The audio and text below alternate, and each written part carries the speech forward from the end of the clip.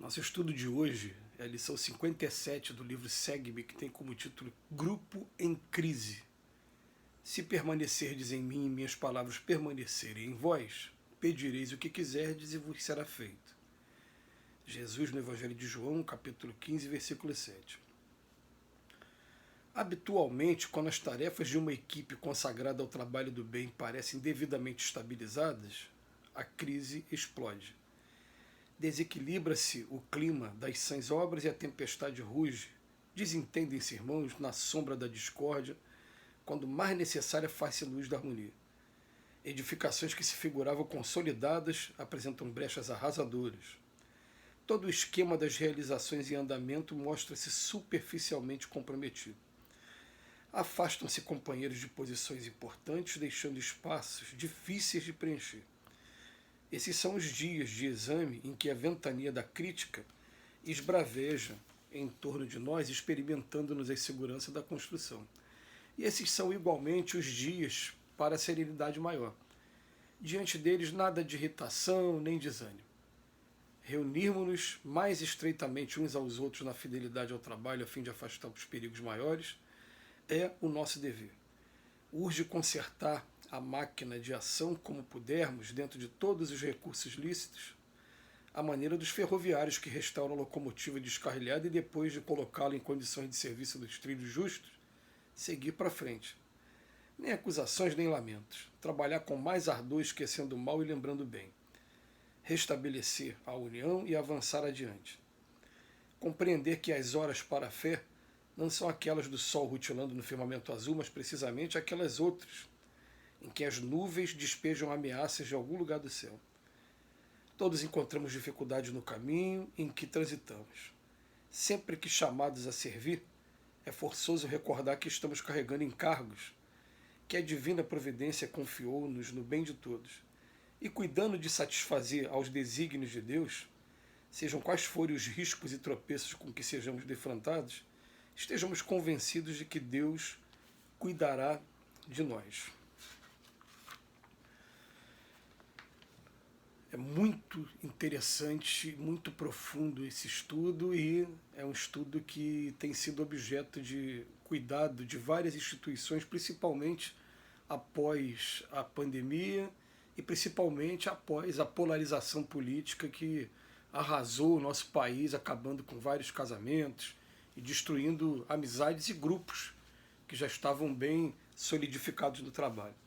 O texto de hoje vem falar sobre, habitualmente, então ele está dizendo que com frequência, quando as tarefas estão alinhadinhas e começam a produzir frutos, começa a vir uma crise.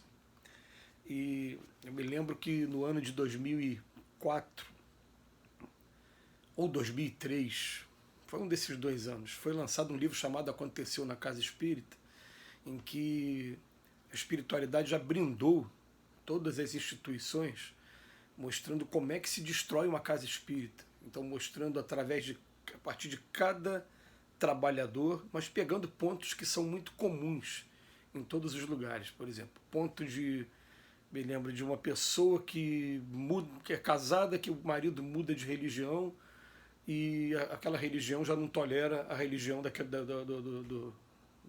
esposa. Esse foi um caso. Outro caso é atração conjugal. Aí relacionamentos extraconjugais, numa instituição que tem um trabalho voltado para o bem. Foi outro foram vaidades dos trabalhadores durante o trabalho. Muitos trabalhadores querendo cargos, esquecendo que a doutrina espírita, na verdade, o cristianismo é encargos, não é cargos.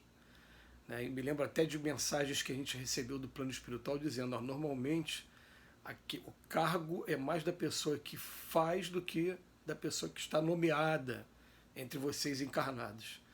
Que até o Dr. Erma deu essa mensagem para a gente. Muitas das vezes, vocês aí na Terra, quem está nomeado para um determinado trabalho, quem é o diretor do departamento tal é fulano, para a gente não é fulano, para a gente é o ciclano, para a gente é o que faz, não o que está nomeado mesmo.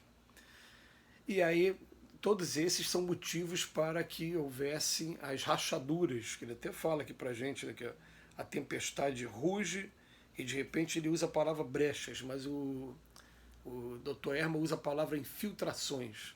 No livro Aconteceu na Casa Espírita, se utilizou a palavra rachaduras. E o que acontece? São momentos em que aquele grupo está sendo posto a teste. E todas as vezes que acontecem essas infiltrações, a gente sempre vai ter algumas consequências, principalmente de conflitos entre trabalhadores e muitas das vezes afastamento de trabalhadores. Mas o Dr. Erma uma vez trouxe uma mensagem para a gente, ele falou assim, olha, nada acontece sem a permissão de Deus, nada acontece sem a permissão dos espíritos superiores. Tudo está sendo para o nosso aprendizado. Então, se a gente está aprendendo, por exemplo, a comparação, que já que a gente está, o Emmanuel está sempre buscando essa forma de comparação, um pedreiro, para poder atingir a excelência da sua profissão, ele vai experimentando vários produtos e conforme ele vai chegando no melhor produto, para ele, aquele que rende mais elogios, aquele que rende menos reclamações e aquele que lhe dá satisfação pessoal, ele vai aperfeiçoando cada vez mais.